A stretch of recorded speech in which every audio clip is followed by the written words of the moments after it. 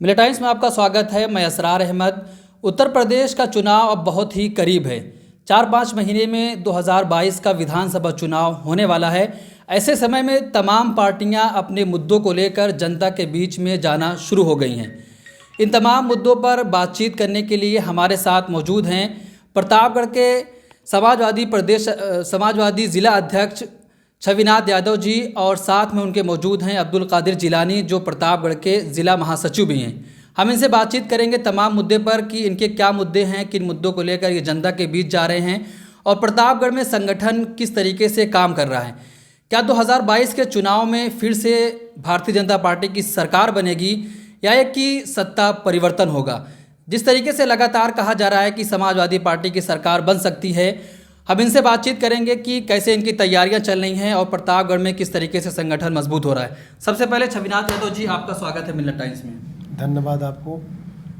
किस तरीके का काम आप कर रहे हैं प्रतापगढ़ में और किन मुद्दों को लेकर जनता के बीच जाएंगे? कि अभी तो हम लोग संगठन पे काम कर रहे हैं, क्योंकि जो 6 महीने बाद 2022 में चुनाव होने जा रहा है, उस पर सबसे महत्वपूर्ण हमारे लिए, हमारे महासचिव के लिए, पार्टी के तमाम पदाधिकारियों के लिए आदरणीय राष्ट्रीय अध्यक्ष जी का जो निर्देश है, बूथ स्तर तक हम लोग जाके बूथ अपना जब मजबूत करेंगे, तभी हमारा भी, हमारे नेता का भी, हमारे पार्टी का भी वजूद बढ़ेगा। समाजवादी पार्टी के हर कार्यकर्ता, हर पदाधिकारी आज की डेट में समाजवादी पार्टी के उन गाँव में, हर गाँव में जाने का काम कर रहे हैं, बूथ स्तर पे, जहाँ समाजवादी पार्टी के लोग अपनी समाजवादी पार्टी के लिए वोट देने के लिए तैयार हैं और समाजवादी पार्टी पिछले 5 साल में जो काम किए थे उसको गांव-गांव तक हम लोग पहुंचाने का काम कर रहे हैं। अभी आपने देखा होगा, कल 112 जो पहले 100 नंबर से हुआ करती थी, ये सारे लोग प्रदेश में हड़ताल किए।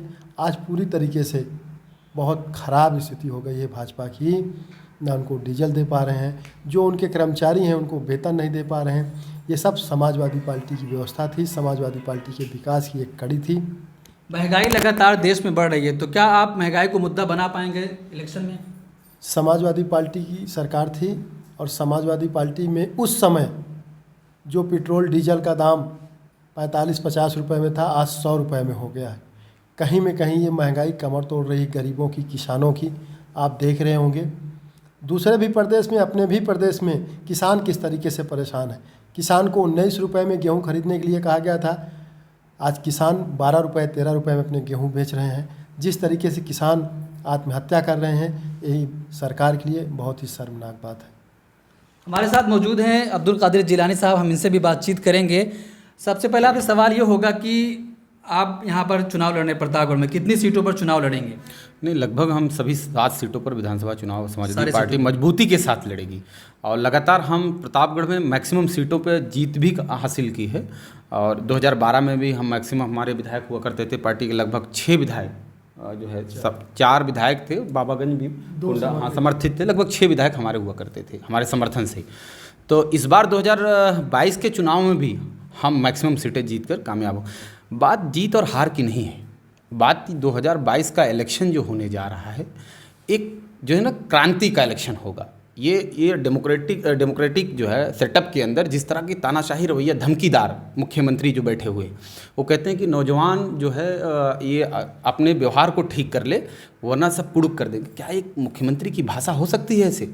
उन नौजवान को आप रोज़गार नहीं दे पा रहे हो, अगर अपने रोज़गार के लिए वो आपसे लड़ा जो है, जो उनको डेमोक्रेटिक सेटअप के अंदर ये हक दिया गया है कि अगर आपको कोई बात कहनी है तो प्रोटेस्ट के जरिए कह सकते हैं, तो आप कह रहे हो कि उनको जो है उनके घरों को, मकानों को या उनके जो है प्रॉपर्टी को जब्त कर लेंगे। तो ऐसे मुख्यमंत्री की भाषा नहीं हो सकती। ये मैं समझता हूँ कि एक गुंडों की भाषा है। लेकिन आप लोग भारतीय जनता पार्टी को हटाना चाहते हैं, तो ऐसे समय में उत्तर प्रदेश में कई पार्टियां हैं, कांग्रेस भी है, ऑल इंडिया मजलिस इत्तेहादुल मुस्लिमीन भी है, तो वोटों का बंटवारा हो जाएगा तो फिर भारतीय जनता पार्टी जीत सकती है। जब भी किसी को कोई हटाता है तो पार्टी नहीं हटाती, आवाम हटाती है। हम कहना चाहते हैं, हम अपनी बात रखेंगे। हम अगर कहें कि हम हटा देंगे तो ये ऐसा संभव नहीं है। उत्तर प्रदेश में 2022 में आवाम हटाने जा रही है। आवाम क्यों हटाने जा रही है मैं बताता हूँ। कोविड के दौरान जिस तरह की महामारी पूरे देश भर में फैली, हम ये नहीं कहते कि सिर्फ उत्तर प्रदेश में फैली, लेकिन क्या लोगों ने जो है वो लखनऊ के घाट पर जलती हुई लाशों को नहीं देखा? क्या गंगा में बहती हुई वो लाशें बात कर रही थी एक दूसरे से? काश अगर मैं इनके झूठे जुमले में ना फंसे होते तो जो इंसानी हुकूक को आखिरी हक होता है, जो इंसान के आखिरी हक होता है, उसका अंतिम संस्कार वो भी नहीं मिल पाया। जिस देश का प्रधानमंत्री 18 लाख का सूट पहन सकता हो, उस देश के आवाम को, उस प्रदेश की आवाम को, जहाँ से बनारस से प्रधानमंत्री जी बनारस से सांसद हुआ करते हैं, उस आवाम को से एक लकड़ी और कब्रिस्तान में एक जगह नहीं मिल सकती। आज जब लाशें फाफामऊ या बनारस की घाटों पर लाइन से दफनाई गई और चुनरी डाली गई, तो अपनी जो है इस बदनुमा दाग को छिपाने के लिए रातों रात जो है मुख्यमंत्री और प्रधानमंत्री के डायरेक्शन पे जो घाटों से चुनरी उठवाई गई। तो आवाम ने इसको भी देखा है। इसी देश प्रदेश में, इसी देश के तमाम भारतीय जनता पार्टी के नेता, जिम्मेदार लोग कहते हैं ऑक्सीजन से एक लोग नहीं, ऑक्सीजन की कमी से एक लोग भी नहीं मरे। क्या आवाम ने ये नहीं देखा कि कोई बीबी अपने हस्बैंड को अपने मुंह से ऑक्सीजन दे रही थी? कोई बेटा अपने बाप के लिए कंधे पर गैस सिलेंडर ऑक्सीजन का लेकर घूम रहा था? योगी आदित्यनाथ जी ने कहा कि उत्तर प्रदेश के अंदर कोई भी आदमी इलाज के बिना नहीं मरेगा, प्राइवेट अस्पतालें इलाज करें उनका, कोरोना में हम उनका ट्रीटमेंट देते हैं। मैं गारंटी के साथ कहता हूँ 5 नाम आइडेंटिफाई करके भारतीय जनता पार्टी कोई एक नाम बता दे किसी अस्पताल में, प्राइवेट में उन्होंने दिया हो। हमारे साथ कैमरा लेकर आप चलिए, हम कहते हैं कि मौतें नहीं हुई। कोई एक गांव ऐसा नहीं में होगा कि जहां पर 20-25 लोग कम से कम एक गांव में मरे हैं, इससे ज़्यादा लोग मरे होंगे। हम ये भी साथ ही साथ कहना चाहते हैं कि जो व्यवहार इनका है, उस तरह के व्यवहार से मुझे नहीं लगता कि कोई बदलाव आने जा रहा है, और इनको आवाम उतारने जा रही है सड़क से। और हमारा कहना है कि हम जिस नेता के साथ काम कर रहे हैं, आवाम ने उनका काम देखा है। बिना भेदभाव के इतने बड़ी तादाद में लैपटॉप हमने बांटा, सड़क इंफ्रास्ट्रक्चर के 42 जिलों के हेडक्वार्टर को 4 लाइन से हमने जोड़ा। जिला अस्पताल के हालात क्या थे? वहाँ सिर्फ पैरासीटामॉल के अलावा कोई दवाएं नहीं मिला करती थी। अखिलेश यादव जी मुख्यमंत्री बनने के बाद तमाम मल्टीविटामिन दवाएं और डॉक्टर प्रैक्टिस करने लगे, वहाँ पर आने लगे। जहाँ पर एक्सरे नहीं हुआ करते थे वहाँ अल्ट्रासाउंड होते हैं। अस्पताल के हालात जाकर देख लें, चाहे वो बिजली की पोजीशन हो, देहात के अंदर 6 घंटे एक हफ्ते दिन में आती थी, एक हफ्ते रात में आती थी। आज क्या योगी आदित्यनाथ जी ये बता सकते हैं? 1 तोला बिजली अगर उन्होंने बनाया हो अपने दौरान में, तो राजनीति करना छोड़ दूँ। लेकिन क्या आपको लगता है कि जो जनता का गुस्सा है, वो जनता गुस्सा अपना निकालेगी, सत्ता परिवर्तन करेगी? 100% करेगी। भारतीय जनता पार्टी के मैं बहुत एक ज़माने तक 17 साल तक मैं पश्चिमी उत्तर प्रदेश अलीगढ़ मुस्लिम यूनिवर्सिटी में रहा हूँ। तो मेरा पश्चिमी उत्तर प्रदेश के अंदर कोई भी भारतीय जनता पार्टी के नेता या मंत्री जाने की हैसियत नहीं आवाम के बीच में। उनको गिरबान पकड़ के सवाल पूछ रहे हैं कि आपने कहा था कि हमारे अच्छे दिन आने वाले हैं। क्या हमारे अच्छे किसान के अच्छे दिन आए, छात्रों के अच्छे दिन आए, नौजवानों के अच्छे दिन आए, या उन बूढ़ी माँ, बेसहारा माँओं को जिनको अखिलेश यादव जी ने पेंशन देने का काम किया था, उनके बुढ़ापे का सहारा बनने का काम किया था, उन बहनों को, गरीब बहनों को जिनको शादी के लिए पैसा देने का काम किया था, पढ़ने के लिए पैसा देने का काम किया था, आज वो कहीं मिल रहा है? लेकिन आपने पश्चिमी उत्तर प्रदेश की बात की कि वहाँ पे भारतीय जनता पार्टी के लीडरों को जाने नहीं दिया जा रहा है। जब जिला अध्यक्ष का चुनाव हुआ था तो भारतीय जनता पार्टी वहाँ पर अक्सर सीटों पर जीती है, तो इसको कैसे देखते हैं आप? नहीं, जिला अध्यक्ष या ब्लॉक प्रमुख का इलेक्शन हम सब जानते हैं, ये आवाम से नहीं होता। आवाम से चुनाव हुआ था, लगभग 781 से ज़्यादा सीटें हमने जीता था।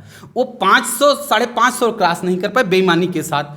जिला पंचायत अध्यक्ष धनबल और सरकारी सत्ता शासन के दम पर होता है, तो उसका जिस तरह इन्होंने नंगी नाच किया है, पूरा प्रदेश और पूरा देश ने देखा है। जिस तरह महिला का कपड़ा खींचा गया, उसका नॉमिनेशन ना करने दिया जाए, किसने? हाथरस के अंदर बेटी का गैंगरेप होता है और तमाम बेशरम भारतीय जनता पार्टी के नेता खाप पंचायत की मीटिंग शुरू कर देते हैं और कहते हैं कि नहीं, बेटी के साथ दरिंदगी नहीं। और सीबीआई, ये यहाँ के इनके जो कानून व्यवस्था के रखवाले थे, बड़े बड़े अधिकारी ये कहा करते थे नहीं, और सीबीआई इंक्वायरी हुई, और सीबीआई इंक्वायरी होने के बाद सब के चारों को कल्पित घोषित किया। बदायूं के अंदर बहनों के साथ क्या हुआ? अभी लखनऊ के भीतर जहां पर योगी आदित्यनाथ जी बैठे हुए हैं, एक महिला का वीडियो हम तो नहीं देख सकते, उस वीडियो को जिस तरह पुलिस मारा है, किसने नहीं देखा?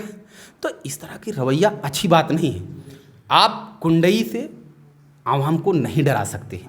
आवाम बदलने जा रही है। अखिलेश यादव को तमाम काम देखे हैं आवाम ने, जिससे अमन आया, जिससे सुकून लोगों में पैदा हुआ।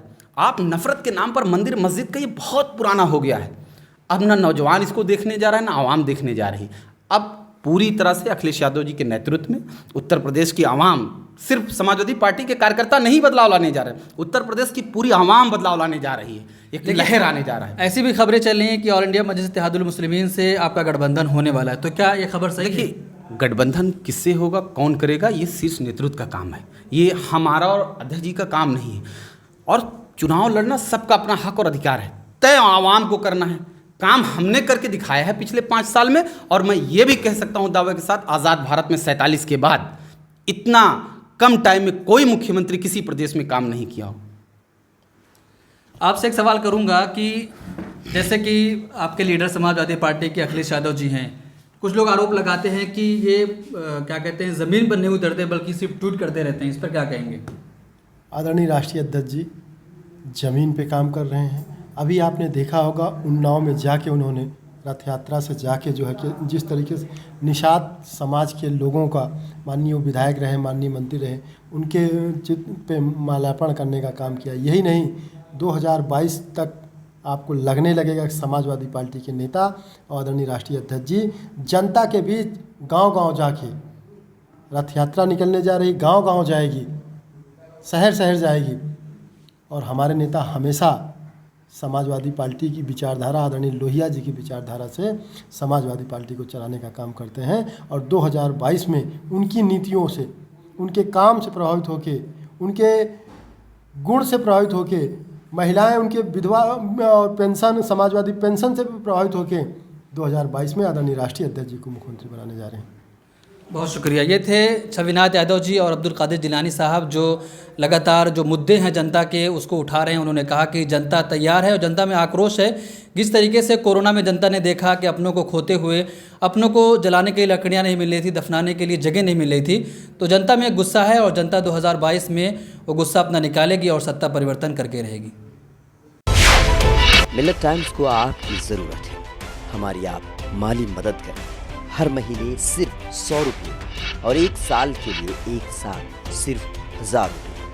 रकम भेजने के लिए यहाँ दिए गए फ़ोन पे, गूगल पे और पेटीएम नंबर का इस्तेमाल कर सकते हैं।